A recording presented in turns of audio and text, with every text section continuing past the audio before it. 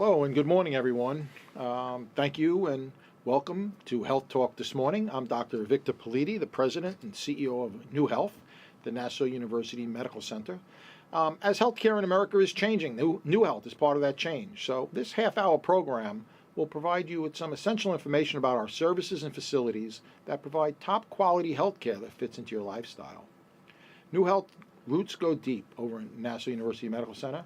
So what began in 1935 as a 200-bed general hospital has now become part of a unique healthcare organization with multiple centers of care and a commitment to deliver excellent care to everyone at every stage of life.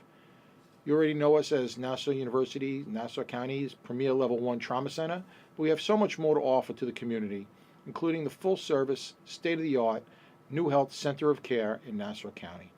We have the A. Holly Patterson Extended Care Facility, and we have a center of New Health Family Healthcare Centers throughout Nassau. So our improvements are making us a leading provider of primary and tertiary care services that rival the best in the country. The Nassau University Medical Center, located in East Meadow on Hempstead Turnpike, is here for you. We're here for all aspects of your medical care, whether it's from our primary care offices to our Level 1 Trauma Center. We are known throughout the county for the services that we deliver, and are receiving many awards over the past year, whether it's for 5 stars for gynecological surgery for 3 years in a row, or an A rating for patient safety, which includes in central line and urinary tract infections, how we have such a decrease in these infections compared to the rest of the county and the country. We've received an A award, one of the few hospitals to receive such an award. We received gold stars and gold awards for American Heart Association for cardiac care and for stroke care, and the list goes on and on. We also have our 5-star A. Holly Patterson Nursing Home. The A. Holly Patterson Nursing Home, a 589-bed facility in Uniondale, Long Island, off Jerusalem Avenue. When other hospitals and other nursing homes were receiving deficiencies, A. Holly Patterson didn't receive any. They received 5 stars for quality care. And you see it when you go there. The attitude of the working people, the nurses, the staff, and the residents that are currently in A. Holly Patterson. You can see the difference, why we're 5-star, and the difference that we make in the care of your loved ones. So A. Holly Patterson Nursing Home is a very, very long-term care facility, very, very big part of the Nassau University Medical Center system, the New Health system, and something that we feel very, very proud of. So today, we are very, very lucky. We have an excellent guest today, and people don't realize when you're in the hospital, you expect the medical care to be the best, all right? So the best doctors, the best nurses, the best operating room, all that stuff. That's a gimme. That's what we do. But when you come visit your mom or your dad or your family or your friend, you worry about the comfort care. Do they have a good TV? How's the food in that hospital? Is the bed comfortable? Is it a quiet environment, a friendly environment? And those things really make the difference. The medicine, the surgery, the equipment that we have for that for the medical stuff, it's there. We're right at the top. But we really pride ourselves in the level of care, our personal care, that the people at the A. Holly Patterson nursing home give us. So today we have our director, our chairman of Dietary Services, Debbie Perrone, from A. Holly Patterson Nursing Home, and she's going to talk to us about what that means. What is a dietitian? What are the needs of people in the hospital in A. Holly Patterson long-term care facility, and what does she do? She works magic in there because everybody there really loves what goes on in that nursing home. And so, Debbie, welcome. Thank you for coming here with me this morning. Well, thank you for having me, and I want to wish you a very happy Nutrition Month. Is it Nutrition Month? It is Nutrition Month. Wow, yes. that's great. Hope you're eating your vegetables. I'm trying. I eat a horrible diet, but that's another story. But so, why don't you tell me about yourself? Where'd you go to school, and what are you doing here at A. Holly Patterson now? Well, I went to school for my undergrad at Buffalo State, and did my internship up there, rotating through VA hospitals, children's hospitals, and of course the medical center. Mm-hmm. I did my master's degree at LIU Post, and I'm also a certified diabetes educator. And currently now I also teach graduate geriatric nutrition for the nutrition department, and also diabetes for the nutrition department. Fantastic. So at A. Holly, you're the number one person. You're the one that does all the, the diabetic care and the dietitian work The and all that, education. and the education. Education. And you know, people take that for granted. They think, okay, you're in the hospital, you're in the long-term care facility. Mm-hmm. You know, how are the internists, how are the nurses? But really, one of the really important part is, are these people, are your patients eating? Are they eating appropriately? Are they eating adequately? And you know, if they're not, maybe it's not their problem. It's our problem. Maybe we're not giving them the right food, or we're not catering to their likes. Well, food has so many aspects to it. Certainly, first and foremost, we want to nourish our residents and make sure they're at their optimal health. But in addition, food provides comfort, and that's really another key part that we try to zone in on. We want everybody to be happy, and we have a very multicultural population. So it can be challenging, but it can be really fun as well, because we have so many different types of things on the menus, and we involve my patients. We have monthly meetings, and we involve them on what's going to be on our menus, so that we make sure that everybody's happy, so that we keep things fun, we keep things exciting, So, and we keep everybody eating well. so that's interesting. So you involve the patients in the menu. Yes. Do you have that leeway? Can you go outside the normal menu and bring in foods that people like? We don't. Well, fortunately, you being at the top, I control the purchasing, so I can control what goes on the menus. Now, we always like to make sure that we're providing a healthy menu. So much so that my residents know that I'm going to have fish on the menu twice a week, so they can kick and scream, but we're going to have it, and I'm going to ask them to try it. And most of the time, they enjoy it. I mean, we get a lot of fun things like jalapeno crusted catfish and things along those lines, just to keep things fun and exciting. And we always do holiday menus. Cinco de Mayo, we do arroz con pollo. We do a big Fat Tuesday menu. And of course, Christmas and Thanksgiving, we do all kinds of different things. So you go out of your way to provide the food that people like, and if you give them the food they like, then they eat, and they Yes. keep their health up. Yes. And like you said, comfort. People don't always eat just for the nutritional benefit. They Right. feel some comfort in food, Right. especially in certain ethnic groups. People's types of food. Do you go out of your way to help? Giving Italian food to some people, and some kosher food, and maybe some Korean food. Are you able to do Yes. that as well? Yes, we actually run 2 full menus. We have the American menu that has many different choices on it, but we also run a Korean menu, because 20% of our population is Korean. And the food is quite beautiful, and it's really fun because a lot of the American residents enjoy the Korean food, and vice versa. I have my Korean residents who like their cheeseburgers as well. So we do that. We also do kosher, we do vegetarian. We have so many different options at every meal. So do you have a big operation? Do you have a lot of employees? I mean, do you cook all your food? Do you buy it from an outsourcing? How does that work? We do a little bit of both. We do a little bit of preparing on our own, and we do a little bit of things that are already that come in pre-prepared. It's very dynamic, and we do have a lot of flexibility. And like I said, being able to be in control of the purchasing and deciding on menus gives me a lot of leverage. Because I first and foremost, I do want the residents to be happy and healthy. And the hierarchy of our discipline is so much so that the person at the top doesn't always necessarily have to be the most educated. And I take issue with that. And I like to have the most education and make sure, that way I can make sure that they're getting proper nutrition and they're happy. Yeah. And so, how about the standard of food that you get? I mean, it's oh my God, it's a hospital or it's a nursing home. I mean, what kind of tomatoes are you getting? Is the lettuce crisp? Are the eggs grade A? I mean, how's the meat? I mean, what are you buying? What are you feeding my patients? Deb, what do we got there? We have an outstanding service. We do work with U.S. Foods, who services the majority of fine restaurants in the United States, and perhaps 30% of restaurants and hospitals and colleges. So we purchase from a great vendor. They have so many options for us, and it just leaves everything so that we can be flexible and new and fresh with our patients. Are you like the grocer that goes to the box and you squeeze the melons and you look at the tomatoes and stuff? Yes, if I'm not happy, they go back. You actually can do that, right? I mean, you choose those vegetables so that our patients are getting the best, or our residents are getting the best of everything. Always. Lots of fresh fruits and vegetables. We always try to encourage that. Yeah. Do you use real eggs, or do you use eggs out of a can or out of a tube? They're real eggs. They're real eggs. We have real whole eggs, and then we have the eggs that are already cracked. You do? All So right, make it good. look 'Cause bigger. I'm always worried Yes, about that. they're not powdered eggs. Can I get bacon? Yes, you can get bacon Really? once Oh, a week. geez. Well, Once a week. hopefully I'm a few years from winding up there, but this is, first of all, I had no breakfast. It's 8:30 in the morning, so I'm getting hungry when you talk about bacon and eggs, so I'm going to have to go get something after the show. Yeah, that's but- a problem. That's one of the problems we have right now is skipping meals. That's not a good thing. Yeah, is that a problem? In the country, yeah. Really? Why? Yes, Why yes. is that a problem? Well, a lot of us are skipping meals. We're running out. We're so busy. Everything's got to be convenient because we're trying to get to work, trying to get to the gym, or wherever we're trying to go. And meals have to be super convenient for us, or they just don't happen. And probably the biggest population that this happens with are our teenagers.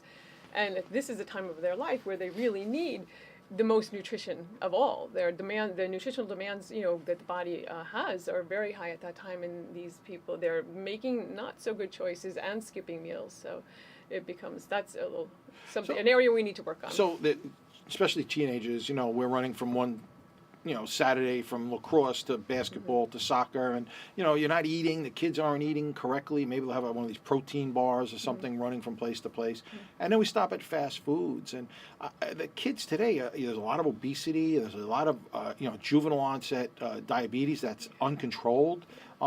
What's your thoughts on the way we're eating, how we're feeding our kids? Well, I think this is where we really have to make sure that the choices are available to them are good choices. Like you said, 1 in 3 children now approximately is overweight or obese, which is a really dangerous path to be on heading into adulthood. We have to make sure that they have good snack choices, because snacking is not a bad thing if you choose the right foods. Water is a great calorie-free, healthy alternative to, say, a soda. Even milk, which we need to encourage with them as well, is a much healthier choice than soda or some other sweetened drink. A lot of the desserts and snacks in the vending machines are very high fat, and this is an area we also want to cut back on, and high sweet, which is another, 2 areas that we really need to cut back on. Yeah, as a physician myself, an internist and emergency room physician, I see the defects of diabetes on patients. And it really, hypertension, diabetes leads to strokes, leads to heart attacks. It leads to poor circulation with ulcerations of their feet. I mean, it's really a horrible disease if it's uncontrolled. If you can control your diabetes, watch what you're eating, and take your medicine, fine. But a lot of patients, lead their lives in a way where they're unhealthy. So diabetics in particular, you said you did some diabetic education. Why don't you tell me a little bit about, for our diabetic patients or patients that are concerned about maybe eventually getting diabetes, what they should do? Well, we have, as you say, we have patients at many stages of the game as far as diabetes go. It was really important to me because, as we know, in the general population, we have about 30% of the people with diabetes, and it's easily that or more in the nursing home or the hospital setting, I'm sure. So this is an area that I wanted to specialize in so I could make sure that I can educate these people and strengthen them and give them the power to control it, because the disease should not control you. You should be in control of the disease. And that's possible with good education. And this is how we can avoid things like hospital readmissions. If we provide the proper education to these patients, whether they are on oral hypoglycemics all the way to a pump, we need to be able to work with them on every level and make sure that they can take care of themselves, that they don't have frequent hospital readmissions.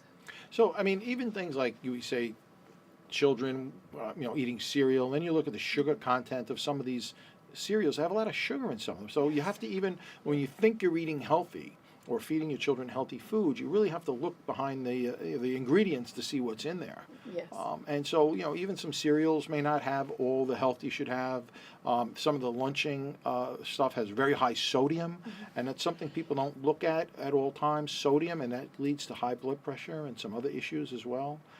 So should we be watching the sugar intake and the sodium intake in our children and in ourselves, as a matter of fact? Absolutely. One of the recommendations from the 2015 Dietary Guidelines for Americans was that we overconsume what they call SOFAs, which would be solid fats and added sugars.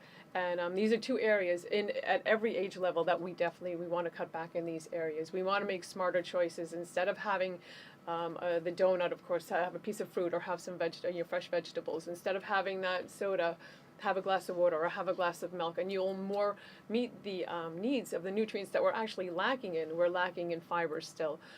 We're lacking in calcium still. We're lacking in vitamin A, vitamin C. And this is because we're still not we're really not taking in enough of our fruits and vegetables still, and dairy. Those are the three groups that the general population is lacking in. So it's interesting. So even though we're eating a lot and we're eating, fast foods and stuff, we're not getting the vitamins that we really need for these children. So should they be taking a multivitamin in most cases? Multivitamins that are set at the RDAs are fine if you have a poor diet. It's always, always best to get your nutrition from food. Your vitamins and minerals, your fiber, everything should come from food, ideally.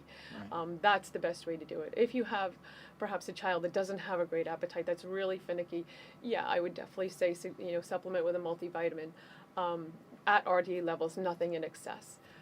Because to help them meet their needs, you want to make sure they're getting everything they need. But optimally, it should come from food if we can.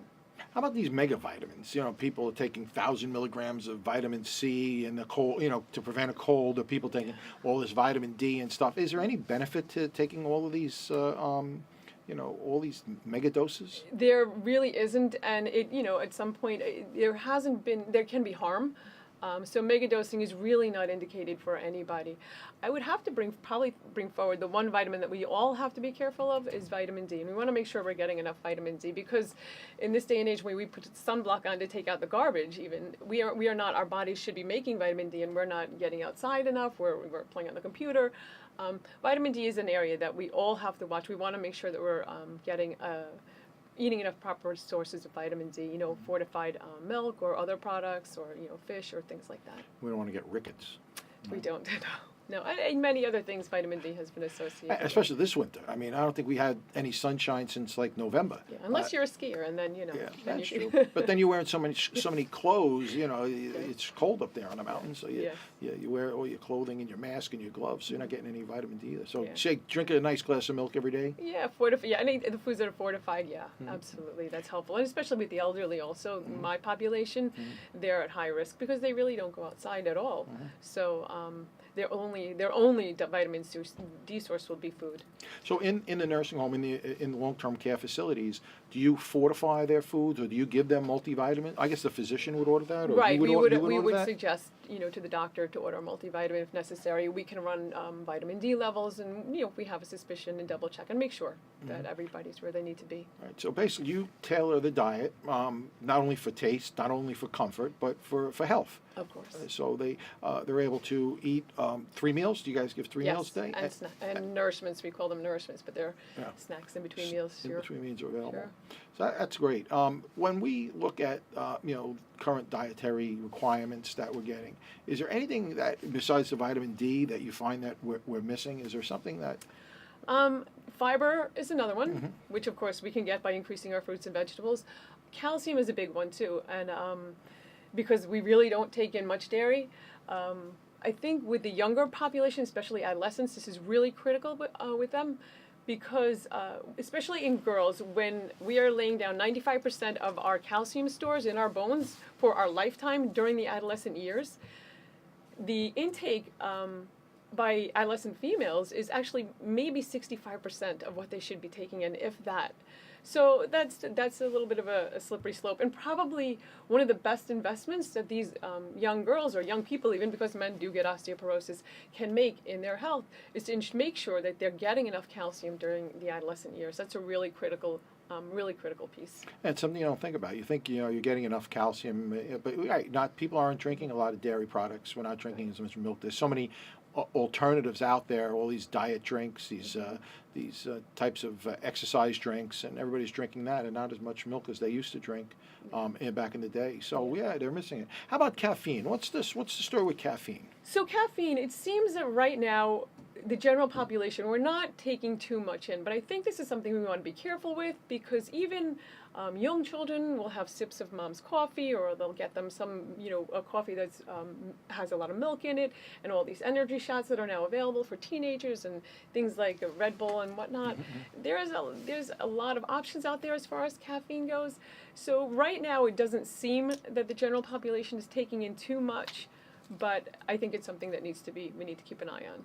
Because I just recently read an article that some caffeine is healthy, and it actually promotes good health, cardiovascular health, and other health by having sort of like we talk about red wine, a little bit is good, and there's not, Yes. everything in moderation, and they're saying the same thing with caffeine. But my concern is those energy drinks, those high caffeine energy drinks. And someone was telling me, I saw recently, they're making caffeine powder, that you can actually use caffeine powder, and Yeah. you can actually overdose from caffeine and give yourself medical complaints as well. Is that correct? Absolutely, yeah. Like I said, I definitely think it's something that we need to keep an eye on, especially with the adolescent population or the teens, to make sure that they're not taking too much. Yeah, I mean, caffeine is a concern. It is like everything else, everything in moderation. And so I think it's something that we have to keep our eye on with children. As far as the diets, and we look at lower social economic class, people in the Medicaid population, and we see a lot of them come from working families. The parents are not home to cook, full meals, and so they wind up eating a lot more of fast food, which don't have all the dietary requirements, or maybe have too much fats or too many fried foods.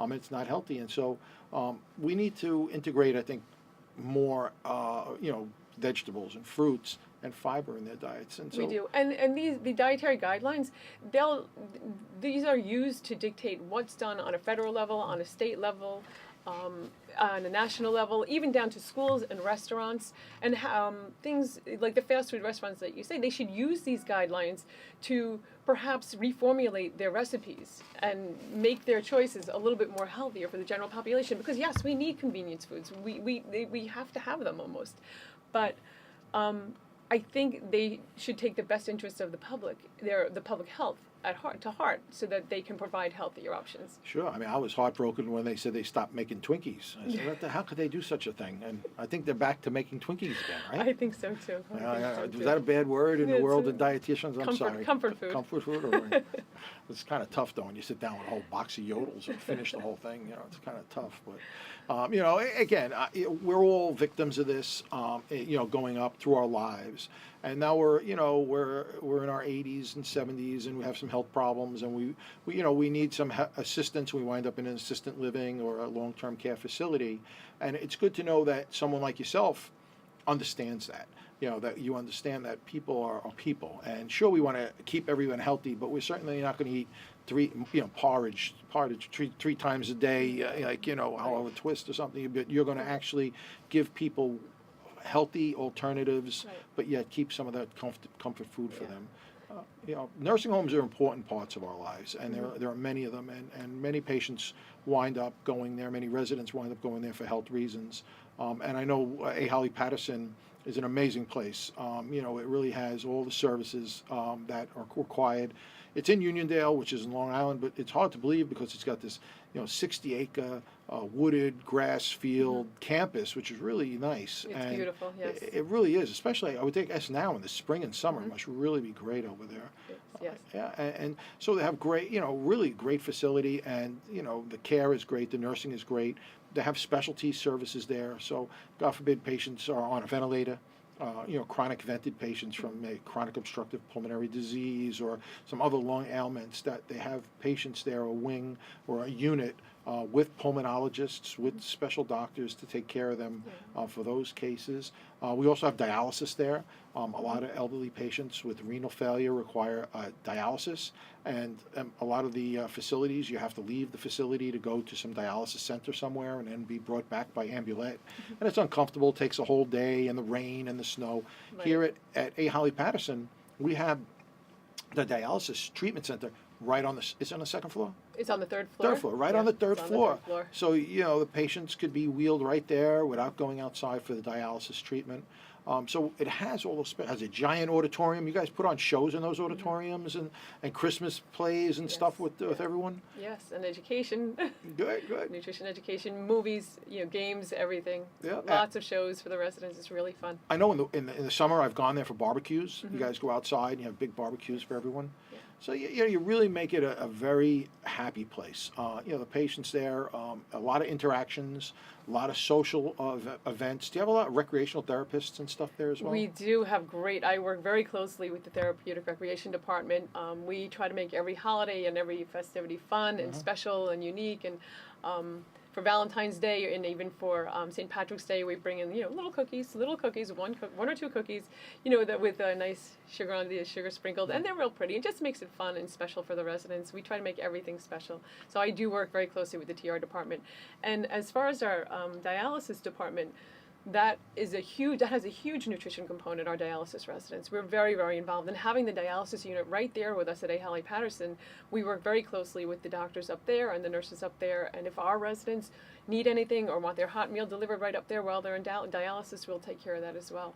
And the nurses know they can reach out to that. So we want to make sure, like I said, at every step of the way, we want to make sure our residents, our patients are happy and getting what they need. Remember, I was there once, and all of a sudden everybody came walking in wearing Mexican sombreros and big hats and pushing carts. It was Cinco de Mayo. Cinco de Mayo. And had tacos and enchiladas and all rice, and you were actually going around, and they had Spanish music playing. We had churros that day. Churros, yeah, I remember that too. Yes. Yep, and the whole crew was walking around, and it really, it really is a nice environment. And I know during the Christmas holidays, a lot of schools come in and they sing choir, Christmas songs and like choirs and stuff, and it's really if as far as a long-term care facility, you need to make it feel comfortable. It has to be an inviting place for the patients. And I think when I talk to the families and relatives of the visitors, they all leave feeling the same way, that they feel very comfortable in having their loved one in that facility. They all feel as though when they leave, that they're not leaving them, that there's people there that care about them and really going to be there to help them. And that's really a great feeling. And as a CEO of a facility, of a hospital and a healthcare center, and to have people like you and or the people that work for you who really do the work, and they work so hard, and they really try to do what's best for the patients, that really says a lot. And so the A. Patterson nursing home, it's really a diamond in the rough. It's really a jewel in the healthcare system that you are very, very, very actively a part of. So, other things there. Do you involve yourself in in the physical medicine rehabilitation? I know they do a lot of that. All the residents. They do. Like I said, our department works with integrally with every department. We make sure that our residents their meals or their snacks, whatever they need, is scheduled around their appointments. So we make sure they get their physical therapy. We make sure they get their occupational therapy. And we work meals around that, and whatever. Like as I said, we are very flexible. We do whatever it takes to make sure our residents are happy and content, eating when they need to eat, and what's convenient, what works for them. I know whenever I go there to visit, you always offer me food, and we always have something to eat and just to try it. And I know you eat the food, and I do. You as well as all the employees there, which really says something for what the taste of the food is. That people enjoy it. But in general, people. In the communities, myself included, my family, your family, we need to watch our diets. We need to eat healthier. I'm trying to cut out sodas in my house. There's no soda. We try to drink water, and healthy food. I can't seem to get away from the sweets, though. All those cakes and stuff. I just, but share it with somebody. We're trying. Yeah. But my dog always looks at me, but I know it's unhealthy for him, so I'm not going to give him a piece. Besides, I'm too cheap. I'm going to eat the whole cookie. So it's important that you change your own diet. And we're talking not so much the long-term care patients, but everyone in general. We need to watch ourselves and what we're eating, and we got to watch our children. Stay away from the sugar stuff. Stay away from the big sodas. Salt. Watch the salt content and stuff. And fried foods. Everybody loves fried foods. Those hamburgers and everything, they're great, but everything in moderation. Right. Cut back on that stuff. And how about the wine? Is there any truth to that? Well, the Mediterranean diet, it says that wine, once a day is acceptable. One glass. Even the DASH diet said, men maybe should limit themselves to 1 or 2 drinks a day or less, and women 1 or less daily. Not at breakfast, though. So not a one a day, your choice. Yeah. But yeah, in moderation. In moderation, it's seems to be recommended by most. Yeah, and that's the Mediterranean diet. There's lots of talk about the Mediterranean diet and how that helps longevity, decreases insulin and glucose, and all that other stuff. Even cardiac helps reduce cardiac events. And one of the biggest things, and we didn't talk about it, so we're going to have you back again to talk about it, is exercise and how exercise is so important. Yes. Not only to us, but also to the long-term care population, and how you you guys organize walks and different types of exercise and activities to keep everyone moving around. Everybody needs exercise, whether you're a child, adolescent, elderly person with disabilities, pregnant. Everybody needs exercise. Well, this was great. I really enjoyed this talk. I really did. I hope our listeners enjoyed it as well. So what we're talking with Debbie today from A. Holly Patterson Nursing Home. She's the director of our dietary department there, and really doing an amazing job at A. Holly Patterson Nursing Home. And so I want to thank everyone this morning for listening today to Health Talk. And Debbie, I want to thank you very much for being here today with us. Thank you, Seth, for having me. It was my pleasure. Yeah, absolutely. And so everyone have a great day. Enjoy Saturday. Eat healthy. Put that bagel down. I just saw that. And get outside, do some exercise, ride your bike, walk. It's getting warm now. The weather's going to change soon. We're here for you. National University Medical Center. Dr. Victor Politi. Have a great day and be healthy.